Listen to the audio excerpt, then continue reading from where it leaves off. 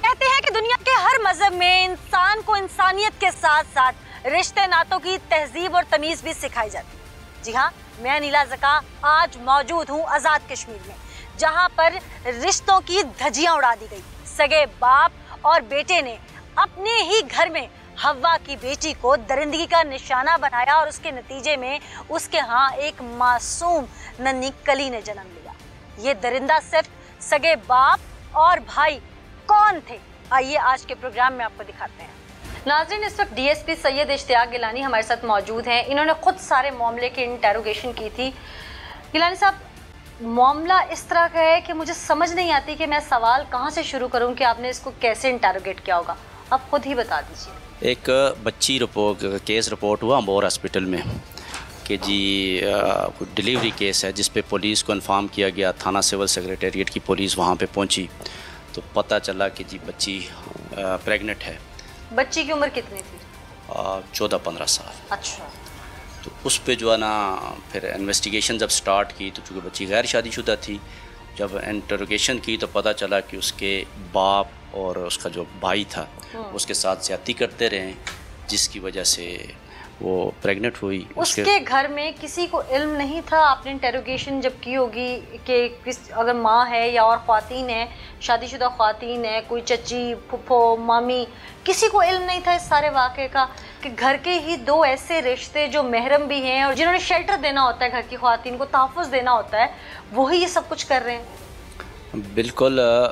उसके घर में उसकी वालदा भी मौजूद थी, लेकिन जो इन्वेस्टिगेशन के दौरान चीज़ सामने आई है उसमें बिल्कुल वालदा को कोई एक हफ़्ता पहले इस बात का जो है ना पता चला। एक हफ़्ता पहले? डिलीवरी से एक हफ़्ता पहले। डिलीवरी में तो ऐसा होता है कि 6 मंथ के बाद ही पेट जाहिर होना शुरू हो जाता है। बिल्कुल। क्या ऐसे मौके पर माँ को या बाकी शादीशुदा ख्वातीन को ख़ानदान में पता नहीं चला? बिल्कुल, ये क्वेश्चन भी हमने भी उनसे किया था। तो उसकी वालदा का ये कहना था कि कोई 2-3 महीने पहले, जब डिलीवरी से 2 माह पहले, जब उसका पेट बड़ा होना शुरू हुआ तो उसकी जो है ना देवरानी से उसने जिक्र किया तो उसने कहा ये बीमारी होती है जिसमें पेट फूल जाता है। लड़की को खुद इल्म था कि मैं प्रेग्नेंट हूँ, लेकिन जब तशद्दुद और इसका निशाना बनाते थे ज़्यादती का, तो उसके बाद उसको फिर फोर्स करते थे कि किसी के सामने जिक्र नहीं करना है। उस बाप और बेटा दोनों जो है ना इस वाले से। कौन कौन सी दफात लगाई गई हैं ऐसे जालिम दरिंदों के ऊपर? इनको तो मैं कहती हूँ सरेआम फांसी भी दें तो कम है। बिल्कुल। आज़ाद कश्मीर में 377 है, इस संगीन नोयत का केस है, तो उस पर जो है ना इन्वेस्टिगेशन हमने की है और जो ना अभी उनको हमने कोर्ट में जो ट्रायल उनका हो रहा है अभी। इस सिनेरियो में पता कैसे चला कि ये बाप का बच्चा है या जो डिलीवरी हुई उसमें ज़ाहिर एक बच्ची पैदा हुई, तो ऐसे सिनेरियो में पता कैसे चला कि ये बच्ची का असल वालिद कौन है? इस पे हमने डीएनए करवाया था, क्योंकि दोनों बाप और बेटा दोनों उसके साथ ज्यादती करते रहे थे।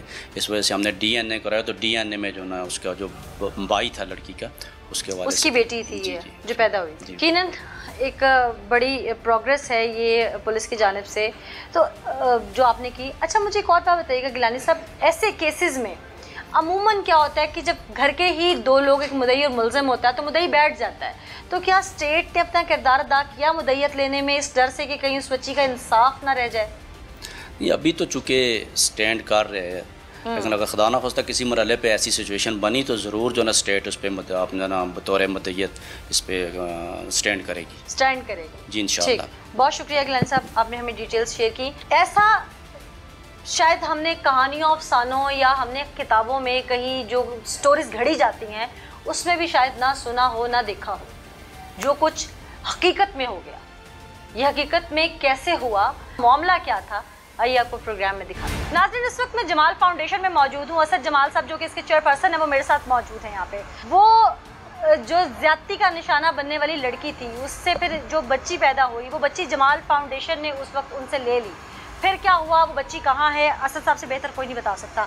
बहुत शुक्रिया असद साहब मुझे टाइम देने के लिए। आप बहुत नेक काम कर रहे हैं कि जो इस वक्त ऐसे बच्चे जो यतीम है, मस्कीन है, उनका सहारा बने हुए हैं। यकीनन हैट्स ऑफ टू यू। अल्लाह आपको आगे भी ऐसी ताकत दे इसकी कि आप उनके लिए सहारा बन सकें। स्पेशली इस केस में जो मासूम बच्ची पैदा हुई थी, उसको आपने जाकर फौरी तौर पर हॉस्पिटल से ले लिया था। पहले तो बताइए कि वो हॉस्पिटल में किस हालत में थी, आपने किस तरह से जाके लिया, इतला कैसी हुई आपको? सबसे पहले जब ये केस रिपोर्ट हुआ, यकीनन मीडिया पे भी इसकी रिपोर्ट चली, तो हम इस पे गए, हमने देखा, सारी इन्फॉर्मेशन कलेक्ट की। फिर जब हम हॉस्पिटल में पहुँचे, वहाँ जो अमला था उससे हमने बातचीत की, हमने पूछा इस पूरी केस की, हमने जब डिटेल ली तो एज़ इट इज़ जैसे आपने बताया जो सिचुएशन थी और उस बच्ची के साथ जो मामला हुआ वो एज़ इट इज़ बिल्कुल ऐसे ही था। अब चूँकि वो जो बच्ची छोटी थी उसकी वेलफेयर का हमने देखना था कि इसको कौन सी फैमिली रख सकती है और कौन सा इदारा रख सकता है। तो जमाल फाउंडेशन बेसिकली ऐसे ही बच्चों का, यतीम, लावारिस और बेसहारा बच्चों का इदारा है। तो फिर डिस्ट्रिक्ट मजिस्ट्रेट साहब ने ये बच्ची जो है जमाल फाउंडेशन के हवाले कर दी। आप लोग ले आए उसको? जी, उसको हम ले आए। हॉस्पिटल में किस हालत में थी वो बच्ची? जब लिटरली हम हॉस्पिटल में पहुंचे तो वो बच्ची जो है वो एक बेड पे एक साइड पे छोड़ी लावारिस पड़ी हुई थी। लावारिस पड़ी हुई थी। उसकी सगी माँ ने और उसके सगे जो माँ के घर वाले या उसके जो वारिस थे उन्होंने उसको अपनाने से इनकार कर दिया था। जी, उस टाइम जो उसकी वालदा वहाँ मौजूद थी, उस बच्ची की भी और उसकी जो नानी वहाँ मौजूद थी। मैंने उनसे ये पूछा कि आप इस बच्ची को रखेंगे अपने पास? तो उन्होंने कहा हम इसको कैसे रखेंगे, कल हम सोसाइटी को फेस कैसे करेंगे, लोगों को कैसे फेस करेंगे, और ये हमारे लिए एक बेइज्जती है। अब चूँकि ये खदशा भी था कि अगर वो पुलिस को ना पता होता शायद उस बच्ची को मार देते, क्योंकि पुलिस कस्टडी में वहाँ भी पुलिस थी उनके साथ।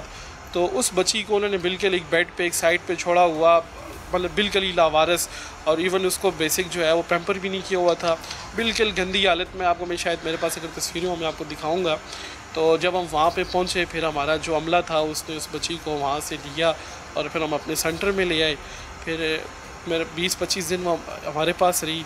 उसके बाद उसकी वालदा ने फिर डिस्ट्रिक्ट मजिस्ट्रेट साहब के पास पेश होकर बयान दी कि इस बच्ची को मैं रखना चाहती हूँ, और फिर वो वापस ले गए यहाँ से। अच्छा, एक ये कानून है कि फीडिंग जो बेबीज़ होते हैं वो माँ को दे दिए जाते हैं, लेकिन इस केस में एक डिफरेंस ये था कि जो मेन एक्यूज थे, कल्प्रिट थे, वो भी वारिसन में यानी कि उसी घर में ही शामिल उसी घर में थे। तो ऐसे में एज ए वेलफेयर इदारा, आपका जो बच्चों का इदारा है, आप लोगों ने मजिस्ट्रेट साहब से अपील नहीं की इस चीज़ की कि ये बच्ची, एक तो माँ उसकी खुद माइनर है, 14 साल की है, ऊपर से एक्यूज्ड भी उस घर में मौजूद हैं, तो ये जो बच्ची है इसको पहले भी अस्पताल में जिस लावारिस हालत में फेंका गया था, ये लोग इसको बेच दें या फेंक दें, तो ये बच्ची की कस्टडी अब हमें दे दी जाए इस सिनेरियो में?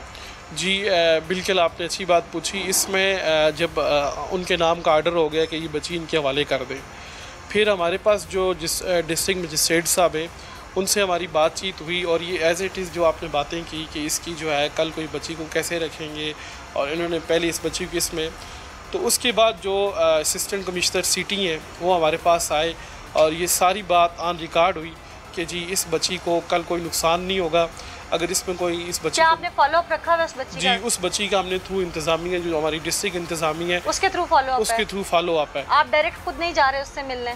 उससे खुद भी हमने 1-2 दफ़ा उसको हमने देखा है, लेकिन चूँकि इसके बीच में हमारी डिस्ट्रिक्ट इंतजामिया भी इन्वॉल्व थी, और डिस्ट्रिक्ट इंतज़ामिया को भी जब ये उनके नाम ये आर्डर हुए कि ये बच्ची इनके हवाले कर दें, तो उसमें फिर ऑन रिटन ये चीज़ भी हुई कि इस बच्ची की कल ये लुक आफ्टर करेंगे इन और केस, अगर उस बच्ची की इन केस लुक आफ्टर नहीं होती तो उसे टेक अप करेंगे दोबारा? उसको फिर हम दोबारा टेक अप करेंगे। ठीक है, बहुत शुक्रिया असद जमाल साहब, आपने डिटेल्स हमसे शेयर की।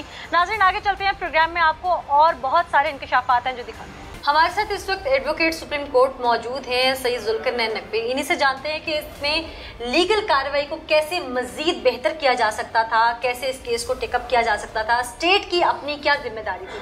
बहुत शुक्रिया नकवी साहब हमें ज्वाइन करने के लिए। केस बहुत हीनियस क्राइम है, सगा बाप और बेटा। मेरे तो रोंगटे खड़े हो गए कि शायद देखने वालों का भी अपने रिश्तों से यकीन उठना शुरू हो जाए। ये एक ऐसा प्रोग्राम है, ये एक ऐसा मैसेज है जो डिलीवर करना इसलिए ज़रूरी था कि खुदारा इंसान को रिश्तों की पहचान रहे। अब इस केस की तरफ आते हैं। इस केस में वो मासूम बच्ची जो पैदा हुई, वो जिस माँ से पैदा हुई वो माइनर है, यानी 14 साल की है। वो बच्ची वर्षा के हवाले कर दी गई, उन्होंने क्लेम कर ली। क्या वो बच्ची किसी NGO को या स्टेट को खुद नहीं कहीं सेफ साइड पे रखनी चाहिए थी, कहीं उसे मार ना दें, या इस केस को मज़ीद कैसे बेहतर बनाया जा सकता है? ये एक ऐसा वाक़या है जो न सिर्फ दिल दहला देने वाला वाक़या है, बल्कि इससे हमारी जो सोशल नॉर्म्स हैं वो बुरी तरह मुतासर हुई हैं। और जब कोई भी इस वाक़े के बारे में सुनता है तो यकीन माने उसके रोंगटे खड़े हो जाते हैं। आपने जो बात की कि स्टेट का इसमें क्या रोल हो सकता है, सबसे पहले तो कुछ जो ऑफेंसेस होते हैं वो, क्योंकि इस ऑफेंस में जो कल्प्रिट हैं वो उसके वर्सा हैं, तो कुछ ऑफेंसेस, क्योंकि यहाँ पर कोई भी ऑफेंस हो तो उसमें सुलह का अंसर तो पाया जाता है। इसमें जो ऑफेंसेस कुछ होते हैं वो होते हैं ऑफेंसेस अगेंस्ट द स्टेट, और कुछ होते हैं जो कि बिटवीन द पर्सन इंडिविजुअल्स होते हैं, बिटवीन द पार्टीज होते हैं। तो ये जो ऑफेंस है बेसिकली ये ऑफेंस अगेंस्ट द स्टेट है, जिसमें इसको प्रोसिक्यूट भी स्टेट करता है। अगर कोई जो जिसकी मदय्यत में एफआईआर हो रही है वो अपना कोई काउंसिल नहीं भी करता, तो स्टेट के जो पब्लिक प्रोसिक्यूटर्स होते हैं वो उनकी ये जिम्मेदारी होती है कि वो किसी भी एफआईआर को जो है वो उसके मंतकी अंजाम तक पहुँचाएं। तो आपने समझते कि ऐसे जो ऑफेंस अगेंस्ट स्टेट होते हैं इसमें पहला मुद्दई खुद स्टेट बन जाए? स्टेट होती है, वो तो एवरी थर्ड पार्टी स्टेट होती है इन एवरी एफआईआर, लेकिन मैं फर्स्ट पार्टी की बात कर रही हूँ कि जहाँ पता लग जाए कि मुद्दई वीक होने के चांसेस बहुत ब्राइट है। मैंने आपको बताया कि कोई भी एफआईआर जो होती है उसमें पहले ही लिखा जाता है सरकार बजरिया, यानी कि स्टेट थ्रू कोई भी बंदा जो भी आ रहा है, तो स्टेट तो होती ही होती है। लेकिन क्योंकि ये ऐसा ऑफेंस है कि जिसमें जो सोशल नॉर्म्स हमारे हैं वो बुरी तरह मुतासर हो रहे हैं, और इसलिए ज़रूरी है कि स्टेट को जो अपना रोल है वो ज़्यादा एग्रेसिवली इसमें अदा करना चाहिए। अच्छा, दूसरी बात गार्डियनशिप की, बच्ची को माँ के साथ भेज दिया गया उन्हीं लोगों में जो कल्प्रिट है खुद, यानी कि उस बच्ची की माँ को भी शायद 9 माह पता होगा कि मेरी बच्ची किस स्टेज से गुजर रही है। सगा बाप रेपिस्ट, सगा भाई रेपिस्ट, और न जाने कई सालों से कर रहे हैं जब से उस सने बलूगत में आई। अब ये तो उसकी प्रेगनेंसी या बच्ची की डिलीवरी के वक्त मामला खुला कि इस बच्ची के साथ ये सब कुछ हो रहा है, बच्ची 14-15 साल की है। अब उसी घर में बच्ची को भेज देना, क्या ये ठीक था? क्या इस पर प्रेसिडेंट सेट नहीं की जा सकती थी कि माँ अगर बच्ची का मुतालिबा भी कर रही है तो बच्ची फ़िलहाल चाइल्ड प्रोटेक्शन ब्यूरो को दे दी जाए, क्योंकि वो मार देंगे उस बच्ची को, और माँ को भी वुमेन प्रोटेक्शन सेंटर में भेज दिया जाता कुछ अरसे के लिए। देखिए, इसमें जो हमारे लॉज हैं कुछ टेक्निकलिटीज़ ऐसी ज़रूर मौजूद हैं कि जिसको अदालतों को देखना पड़ता है। जैसे हमारा लॉ है कि माँ जो है वो नेशनल गार्डियन है। अब जब नेशनल आपकी बात माइनर माँ, जब क्यों माइनॉरिटी जो है ना, वो आप इस्लाम में भी देखें तो माइनॉरिटी के डिफरेंट क्राइटेरियाज हैं। जब बच्ची जो है वो गो के इंग्लिश लॉ के मुताबिक ये माइनर कंसिडर होती है, लेकिन मैं कह रहा हूँ ना कि यहाँ पर जब माँ चाहे वो माइनर है या नहीं है, जब माँ आके अदालत में अप्लाई करेगी और कहेगी कि मैं नेशनल गार्डियन हूँ, मुझे बच्चे की कस्टडी दी जाए, तो अदालत को फिर वो चीज़ देखनी पड़ती है। आपकी ये बात दुरुस्त है कि उसमें कोई प्रेसिडेंट जो है वो सेट किया जा सकता है, लेकिन ये स्टेट का फिर काम था कि वो इस चीज़ को सेंसिटाइज करें और अदालत के सामने ये व्यू पॉइंट पेश करें। अब अदालत के सामने एक माँ आई, माँ ने कह दिया कि मैं अपनी बच्ची को ले जाना चाहती हूँ। अदालत को तो इस चीज़ का नहीं पता होगा कि ये किस तनाज़र में ये बच्ची जो है वो किसी एनजीओ के पास, एक कहाँ पर उस एनजीओ ने भी जिसके पास थी, As per the concerns of that NGO, उन्होंने कहा जी हमने तमाम चीज़ें खोल के जो है वो बताई थी कि ये केस है, लेकिन इसके बावजूद वो बच्ची जो है वो हमें नहीं दी गई। हम तो हर मुमकिन कोशिश कर रहे हैं अब भी। मैं आपको फिर ये बात कहता हूँ कि क्योंकि अदालत के सामने जो है वो कानून जो लॉ जैसा है उसको वैसे ही उसके ऊपर अमल दरामद करो। तो क्या अदालत माँ को कह नहीं सकती कि आप हर 2 माह बाद या किसी इदारे को कि आप इस बच्चे का जो है लुक आफ्टर करें? वो तो कहा जा सकता है कि इसको हर जो तारीख है उस पर बच्ची को लेके आया जाए, उसकी जो सेफ्टी और सिक्योरिटी है उसके बारे में अदालत बिल्कुल कर सकती है और वो करना भी चाहिए। और मैं अपनी, क्योंकि हम जो है वो सेंट्रल बार एसोसिएशन और हाई कोर्ट बार एसोसिएशन भी, क्योंकि अभी मामला सेंसिटाइज आपने भी किया है, आपके दोस्तों से भी हम इसको इंशाल्लाह ख़ुद भी देखेंगे और अपनी जो हमारा एक लीगल फोरम है उसके ऊपर भी हम इसको देखेंगे। आप लोग टेकअप करेंगे? जी इंशाल्लाह बिल्कुल करेंगे, और हम इसको मेक श्योर करेंगे कि ये बच्ची जो है वो उसकी सेफ्टी और सिक्योरिटी जो है उसको स्टेट भी जो है उनकी जो स्टेक होल्डर्स हैं उनसे भी बात करेंगे, हमारे जो SP और DIG साहबान हैं हम उनसे ही बात करेंगे, और हम इंशाल्लाह, मैंने आपको कहा है कि इंशाल्लाह हम कोशिश करेंगे कि इसको जो कल्प्रिट्स हैं उनको मैक्सिमम इसमें सज़ा, कल्प्रिट्स को मैक्सिमम सज़ा मिले। हमारी भी यही कोशिश है और दुआ है कि खुदारा फिर किसी के साथ, किसी हवा की बेटी के साथ ये सब ना हो। प्रोग्राम में आगे चलें। हमारे साथ माहिर नफ्सियात मौजूद हैं प्रोफेसर डॉक्टर मुस्तफ़ा अवान साहब, उन्हीं से इस हवाले से बात करते हैं। बहुत शुक्रिया डॉक्टर साहब हमें टाइम देने के लिए। Thank you very much. अच्छा डॉक्टर साहब, केस सारा आपके सामने है, बड़ा हीनियस किस्म का क्राइम हुआ। 14 साल की माइनर, कानूनी तौर पे उसे माइनर कहते हैं, शरई तौर पे वो बालिग भी है, वो एक बच्ची को जन्म देती है, उसके साथ बर्बरियत उसी के सगे बाप और भाई ने ढाई है। अब वो किस स्टेट ऑफ माइंड से गुजरेगी मेंटली तौर पर पूरी ज़िंदगी, उसकी काउंसलिंग कैसे की जा सकती है, ऐसे केसेस में पेशेंट को रिकवर कैसे किया जा सकता है, और किन ट्रॉमा से वो गुजरता है स्पेसिफिकली? थैंक यू मैम, मैं शुक्रगुजार हूँ कि आपने मुझे अपने इस प्रोग्राम में बुलाया। मैंने भी इस केस के बारे में सुना है। दरअसल ये एक बहुत ही गुनाहगार फेल है। इसे हम साइकेट्री की लैंग्वेज में इंसिस्ट कहते हैं। This is not basically sexual harassment, this is insist. ये संगीन क्राइम के ज़ुमरे में आता है। तो इस तरह के पेशेंट्स जो आते हैं वो यकीनन स्ट्रेस में होते हैं, और इस डिज़ीज़ का नाम है post traumatic stress disorder. Post traumatic stress disorder उस वक्त होता है जब किसी भी शख्स के साथ कोई इंतहाई गुनाहगार किस्म का जुर्म किया जाए। एक होता है सदमा होके निकल जाना, एक सदमा सारी जिंदगी साथ चलना, क्योंकि अब उसके आगे एक बच्ची के रूप में जो उसके भाई में से पैदा हुई है, उसकी एक मासूम बच्ची डिलीवरी हो चुकी है, ताहयात ये सदमा चलना। जी हाँ, ताहयात चलता है। तो ऐसे पेशेंट को जिनका सदमा कभी निकल ही नहीं सकता, उन्हें क्या कहते हैं?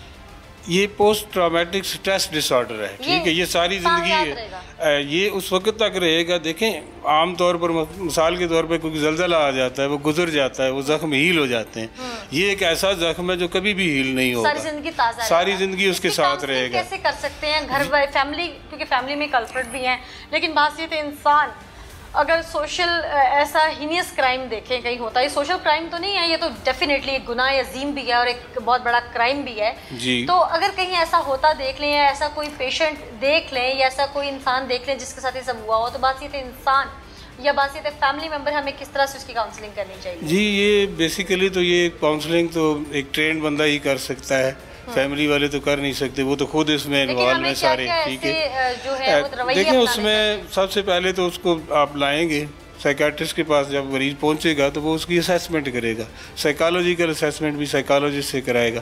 फिर हम उसकी स्ट्रेस का लेवल देखेंगे कि कितना है, इस पोजीशन में कितना लेवल हो सकता है। हाईएस्ट जितना से ज़्यादा हो सकता है, इससे ज़्यादा और क्या हो सकता है। हाईएस्ट लेवल पे आप कैसे स्टार्ट करते हैं? जी, आप उसकी काउंसलिंग की जाती है, डिप्रेशन की ट्रीटमेंट करेंगे, एंजाइटी की ट्रीटमेंट करेंगे, और उसके साथ उसकी काउंसलिंग करेंगे। फिर एक और तरीका होता है EMDR, इसे कहते हैं आई मूवमेंट डिसेंसिटाइजेशन रीप्रोसेसिंग।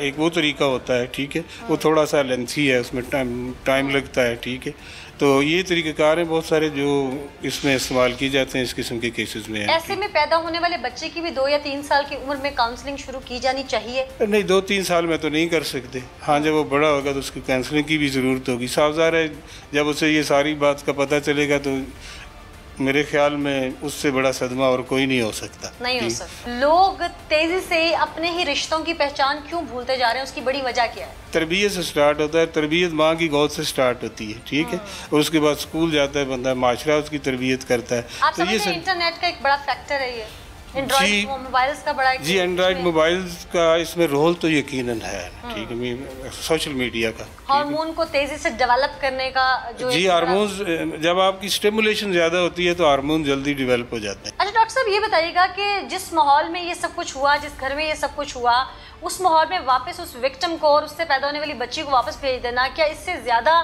बुरा असर नहीं पड़ेगा उनके ऊपर? जी हाँ, बहुत बुरा असर पड़ेगा। उसको उसकी एनवायरनमेंट चेंज होनी चाहिए थी, उसको वहाँ से निकाल लेना चाहिए था। अगर वो नहीं निकालेंगे तो वो तो सारी पिक्चर्स उसके माइंड में चलती रहेंगी। और इसकी पीक क्या हो सकती है? इसकी पीक हो सकती है शी मे कमिट सुसाइड भी। हाँ, अगर उसकी अलामतें हैं, कोई डिप्रेशन में चली गई वो, तो शी कैन कमिट सुसाइड। उसकी एनवायरनमेंट को यकीनन चेंज होना चाहिए, कोई उसके लिए कोई और बंदोबस्त होना चाहिए, कहीं और रहना चाहिए। वो खुद सुसाइड कमिट कर सकती है या डिप्रेशन में जाके हो सकता है कि वो डिसऑर्डर इतना हो जाए कि वो अपनी पैदा होने वाली बच्ची को कत्ल कर दे? जी हाँ, सीवियर डिप्रेशन में ये हो सकता है। जी हाँ, बिल्कुल हो सकता है। समटाइम्स इस तरह होता है कि इतनी नाउमीदी हो जाती है कि माँ ये समझती है कि ये जो मेरा बच्चा है, ये बच्ची है, ये भी जाके आगे सफ़र करेगा, लिहाजा पहले वो उनको ख़त्म करती हैं। अपने लिए अज़ियत का बाइस समझती है। जी हाँ, ये भी होता है तो शायद ये चीज़ें ना होती। जी बिल्कुल, ये ऐसा हो सकता है। ठीक है, इसकी एंड जो है वो सुसाइड पे भी हो सकता है। दूसरा माशरती प्रॉब्लम भी हो सकते हैं, कोई उससे भी नुकसान पहुंचा सकता है। बहुत शुक्रिया डॉक्टर साहब। और मैं यहाँ पे अपने देखने वालों से ये कहूँगी कि अगर आपके इर्द गिर्द, आपके जानने वालों में, आपके अपने घर में अगर ऐसा कोई हीनियस क्राइम हो गया है तो खुदारा उसको घर में मत दबाइए। अगर उस पर सबसे पहले तो उस पर कानूनी कार्रवाई कीजिए, फिर उसके बाद पूरा मेडिकल चेकअप कराइए उस विक्टिम का। मेडिकल चेकअप के बाद उसे क्लिनिकल साइकोलॉजिस्ट या साइकेट्रिस्ट के पास लेके आइए जो एक्सपर्ट की राय है। माहिर नफ्सियात की दहलीज पर लाने से अपने बच्चे को या अपने विक्टिम को मत कतराइए, अगर उसे आप एक सेहतमंद ज़िंदगी देना चाहते हैं, वरना अगर नहीं लाएंगे तो इसका अल्टीमेट हल उसको मौत की तरफ धकेल के ले जाएगा और आपके लिए भी परेशानी का बायस होगा। आपका अपना प्यारा अपने इमोशंस तो खो चुका है, कहीं वो आपसे छिन ही ना जाए। खुदारा इस पर अमल कीजिए। अस्सलाम वालेकुम। वालेकुम सलाम। मुझे समझ नहीं आ रहा कि मैं आपसे किस तरह से बात करूं, क्या पूछूं, क्या ना पूछूं। अल्फाज नहीं है मेरे पास, लेकिन बात इसलिए करना चाहती हूँ कि जो दुनिया में आपके आगे आपकी बेटी आ गई है वो इंसाफ की मुंतज़र है। अब इंसाफ उसे कैसे मिलता है ये हमारे मुल्क का कानून, हमारी अदालतें डिसाइड करेंगी। आपके साथ जो दरिंदगी ढाई गई उसमें कोई और नहीं था, आपका सगा बाप और सगा भाई था। जी ऐसे ही है जी। आपकी बेटी आपके भाई में से पैदा हुई है। जी। आपको इल्म था जब आपने एक्सपेक्ट किया, प्रेगनेंसी हुई आपकी? नहीं इल्म था आपको। फिर आपको कोई चेंजेस महसूस हुए? जी। क्या चेंजेस जिस्म में महसूस हुए थे? बस दर्द वगैरह, पेट फूलने लग गया मेरा। अम्मी को बताया, अम्मी ने किया, अम्मी कहने लगी, अम्मी ने चाची को बताया, चाची कहती है पेट फूलने की बीमारी थी, शायद उस वजह से कुछ हो गया। फिर काफ़ी टाइम गुजर गया, फिर मुझे डॉक्टर के पास लेकर गए। वहाँ से उन्होंने बोला ये प्रेग्नेंट है, डिलीवरी होने वाली इसकी। आपको पता है इस चीज़ का मतलब क्या था? नहीं। आपका भाई और बाप कितने अरसे से ये सब आपके साथ कर रहे थे? मेरा बाप और भाई 1.5 साल से कर रहे थे। आपने अम्मी को नहीं बताया? नहीं। क्यों? डर रही थी, डरा रहे थे, कह रहे थे मार देंगे, धमकियाँ दे रहे थे, धमका रहे थे। आप भाई से छोटी हैं ना? जी बहुत छोटी हूँ बस। क्या ये रोज़ होता था आपके साथ? जी। दोनों ही रोज़ करते थे ये सब? जी। कभी हिम्मत नहीं की कि मैं इस पे बात कर सकूं, या अम्मी को कोई तब्दीली महसूस नहीं आई आप में? नहीं। जब आपको पता चला कि आपके साथ जो कुछ हुआ है वो तो दुनिया के सामने आ जाएगा, उस वक्त डर नहीं लगा अम्मी से या किसी से या दुनिया वालों से? डर बहुत लगा है, लेकिन नहीं बताने की हिम्मत ही नहीं हो सकी, बताने ही नहीं दिया उन्होंने। ये सब होने से पहले भाई पे मान था? जी। ये सब अचानक कैसे हो गया? बस पता नहीं चला, भाई सगा भाई था, उसने ये कुछ किया। पहली दफ़ा उसने आपके साथ ज़बरदस्ती की या आपको प्यार से बहलाया फुसलाया? नहीं, प्यार से नहीं, धमका के, मतलब इस तरह। तो अब्बू कैसे मिल गए साथ? अब्बू भी कर रहे थे इस तरह। अब्बू भी करते? भाई को पता था अब्बू का और अब्बू को पता था भाई का? नहीं। दोनों को एक दूसरे का शुरू में नहीं पता था? नहीं। बाद में पता चल गया? बाद में पता चल गया। आपको जब पता चला कि अब तो आप माँ बनने वाली हैं, तो आपको ये पता था कि ये बच्चा किसका है दोनों में से? नहीं पता था? नहीं। फिर डीएनए के बाद पता चल गया? जी, डीएनए के बाद पता चल गया। आपको हॉस्पिटल ले जाया गया जिस वक्त ये आपकी बेटी पैदा हुई? जी। उस वक्त आपने उस बच्ची को लावारिस वहाँ वक्ती तौर पे छोड़ दिया और बाद में आपने फिर अदालत के ज़रिए उसको वापस क्यों ले लिया? मुझे समझ नहीं आ रही थी, बच्ची हुई पता नहीं चला, मुझे कोई समझ नहीं आ रही थी, मेरा दिमाग ही और जहन ही नहीं काम कर रहा था कि उसको क्या करूं। मुझे पता ही नहीं था कि ये मेरी बच्ची भी है। फिर वहाँ पे मैं छोड़ के चली गई, फिर एनजीओ वाले आए, वो लेकर चले गए। छोड़ने का मशवरा अम्मी वगैरह ने दिया था? जी। फिर छोड़ के चली गई मैं। फिर अम्मी ने बोला छोड़ दो, तो छोड़ के चली गई। फिर एनजीओ वाले आ गए, वहाँ से वो बच्ची को ले गए। फिर उसके बाद जज साहब के घर थी, फिर कोर्ट से मैंने बच्ची जाके वहाँ से ली। जज साहब को कहा जाता? जज साहब को दी फिर मैंने बच्ची। जज साहब को तो आपने एप्लीकेशन दी ना? जी, तो एप्लीकेशन दी। एनजीओ वालों को बुला के, तो एनजीओ वालों को बुला के बच्ची वहाँ से मुझे उन्होंने लेकर दी। सारी ज़िंदगी वो बच्ची आपके सामने है। जी। एक माँ हैं आप उसकी, आपने पैदा की है। जी। एक माँ की हैसियत से उसे प्यार दे पाएंगी या एक रोग जो ज़िंदगी का लग गया है उसमें वो नज़र आएगा? ऐसे क्या नज़र आएगा? रोग नज़र आएगा या माँ बन जाएंगी उसकी? रोग तो लगे नज़र ही आएगा, माँ तो फिर ज़ाहिर माँ है तो बच्ची मेरी ही है ना। बाप और भाई, अव्वल तो हमारा कानून बहुत सख्त है और मेरी भी यही गुजारिश है अरबाब इख्तियार से कि ऐसे लोगों को सज़ाए मौत दी जाए, लेकिन कभी सामना होता है तो मुझे नहीं पता मुझे ये सवाल पूछना चाहिए कि नहीं, लेकिन फिर क्या होगा? मैंने बच्ची छोड़ दी थी, पहले चली गई थी, फिर मैंने बच्ची अपनी वापस ले ली। मैंने कहा जहाँ पे मेरा भाई और मेरा बाप सगे और रिश्ते होने रिश्ते मुझसे कर रहे हैं इस तरह के, तो मैंने कहा बाद में इसके ऊपर इसका क्या होगा, इसके साथ क्या होगा, इसलिए मैंने बच्ची वापस ले ली। बच्ची तो थी मेरी ना, मेरी अपनी पैदा हुई थी, मेरी थी ना। मैंने सुना तो मेरे रोंगटे खड़े हो गए। आप पे तो क़यामत गुजरी है जी। आपने तो पल पल उस तकलीफ़ को महसूस किया है, पल पल उस दर्द को महसूस किया है, पल पल तड़पी होंगी, रोई होंगी जी। किसी दोस्त से भी बात करने की, सहेली से बात करने की हिम्मत नहीं हुई? नहीं, हर तरफ से धमकाते थे मुझे, हर तरफ से बोलते थे कि आप ऐसा किसी से बात की आपको मार देंगे, ये करेंगे वो करेंगे, तो डराते धमकाते थे। मैं किसी से बात नहीं करती थी डर के मारे। ये सब होने से पहले अब्बू पे लाड आता था? जी। एक लाड को जो बर्बरियत में आपके बाप ने बदल दिया है, उसके पीछे ऐसी क्या वजह थी? कभी आपने अब्बू से पूछने की कोशिश नहीं की, भाई से पूछने की कोशिश नहीं की कि मैं आपकी बेटी हूँ, बहन हूँ, आप लोग तो मेरी इज्जत के रखवाले हैं? नहीं। क्यों नहीं की बात? की थी, लेकिन उन्होंने कोई बात नहीं मानी मेरी। आपने कभी उनसे बात नहीं की कि मैं आपकी बेटी हूँ, बहन हूँ, आप लोग मेरी इज्जत के रखवाले हैं, ये सब क्यों, कैसे? जी, मैं करती थी उनसे बात, मारपीट करते थे, चीख करती थी मैं, मारते थे मुझे, शोर मचाती थी, लेकिन वो फिर भी मुझे नहीं छोड़ते थे, वो फिर भी मुझसे गलत करते थे। अम्मी घर में नहीं होती थी? भाई और अब्बू, मुझे अम्मी घर नहीं होती थी, भाई और अब्बू मुझसे ज़बरदस्ती आके मेरे कपड़े उतार के मुझसे ये ज़बरदस्ती करते थे। गलत काम ज़बरदस्ती करते थे, मार पीट करते थे, मैं चीखती रहती थी। गलत काम हर वक्त इन्होंने मुझे तंग किया होता था, हर वक्त। से बाप और भाई के लिए क्या लफ्ज़ इस्तेमाल करेंगे? इनको अल्लाह तबाह करे और अल्लाह इनको गरक करे, इन्होंने जिन्होंने मेरी ज़िंदगी तबाह की है, ना कभी इनको भी सुकून में ना रखे, अल्लाह तबाह ही करे इनको। किसी रिश्ते पे एतबार कर सकेंगी ज़िंदगी? मैं कभी एतबार नहीं कर सकती किसी भी सगे भाई, अगर उसका बाप किसी का नहीं, किसी बेटी का, वो किसी का भी नहीं हो सकता। वो किसी का नहीं हो सकता? वो किसी का नहीं हो सकता। जो अगर अपनी सगी बेटी और बहन के नहीं है भाई, कोई भी किसी का नहीं हो सकता। किसी रिश्ते पे यकीन नहीं कर सकती मैं। अल्लाह को सब्र। अब जब ये सब कुछ हो गया, ये सारा मामला खुल गया, पता लग गया कि आप माँ बनने वाली हैं और बिल्कुल आखिरी अयाम है, ऐसे में आपके बाप और भाई आपके सामने उन दिनों आए गिरफ्तार होने से पहले, जब तक पुलिस में बात नहीं आई थी? नहीं। कहाँ थे वो दोनों? पता नहीं, भाग गए थे। सामने नहीं आया? नहीं। क्या मुतालिबा है आपका? मुझे इनसे खतरा है, अपना भी खतरा है, बच्ची का भी खतरा है। मुझे किसी भी टाइम पर मुझे भी मार सकते हैं, बच्ची को भी मार सकते हैं।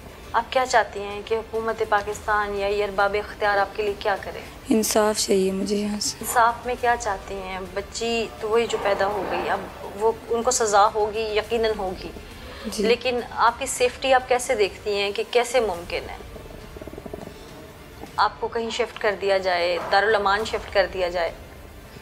जी। अच्छा, एक बात मुझे समझ नहीं आई कि लड़की हर महीने एक प्रोसेस से गुजरती है, एक फ़ीमेल एक प्रोसेस से गुजरती है सने बलूगत के। आपके ज़ाहिर है ऐसे अयाम जो थे उनमें आपकी वालदा को बहुत ज़्यादा इल्म होगा, क्योंकि आप अभी कुछ ही अरसा हुआ आपको बड़े हुए, तो आपकी वालदा ने आपसे सवाल नहीं किया कभी? नहीं। कि आपकी तबीयत ठीक है या ऐसा कोई मामला, या आपने कोई उनसे बाज़ार से चीज़ नहीं मंगवाई? क्या माँ ने कभी पूछा नहीं? नहीं, पूछा ही नहीं उन्होंने। माँ ने कभी प्यार से बिठा के आपसे बात नहीं की, या आपका और आपकी अम्मी का अंडरस्टैंडिंग लेवल नहीं था? वो अंडरस्टैंडिंग लेवल का मतलब मैं कह रही हूँ कि आपका और अम्मी का प्यार का रिश्ता नहीं था। पूछा था अम्मी ने, बुखार वगैरह कभी तबीयत ख़राब हो जाती थी, वो बस बुखार की दवाई ला देती थी, इस तरह, बस और कुछ भी नहीं। कभी अम्मी से लफ्ज़ मुंह में जोड़े हों कि अब मैं बात करूंगी और फिर रुक गई हूँ? जी, मैंने बहुत कोशिश की बताने की, लेकिन भाई से डरती थी, अबू से डरती थी, नहीं बता सका कुछ भी। अल्लाह आपको सब्र दे, अल्लाह आपको हिम्मत दे। जिस दर्द से, जिस तकलीफ़ से आप गुजरी हैं, हम लोग सिर्फ लफ्ज़ों में बयान कर सकते हैं। जी। मेरे साथ जो मुतासिरा मौजूद हैं, मैं बार बार उनसे सवालात इसीलिए कर रही थी कि जो मुल्ज़मान हैं वो दरिंदे हैं, वो इनके इज़्ज़त के मुहाफ़िज़ थे, इनके महरम थे, लेकिन वो इसके मुजरिम हैं। वो दंदनाते रहे, अपने ही घर की इज़्ज़त का जनाजा निकालते रहे, फिर इस हद तक निकाला कि आखिर दुनिया के सामने वो इबरत बन के आ गया।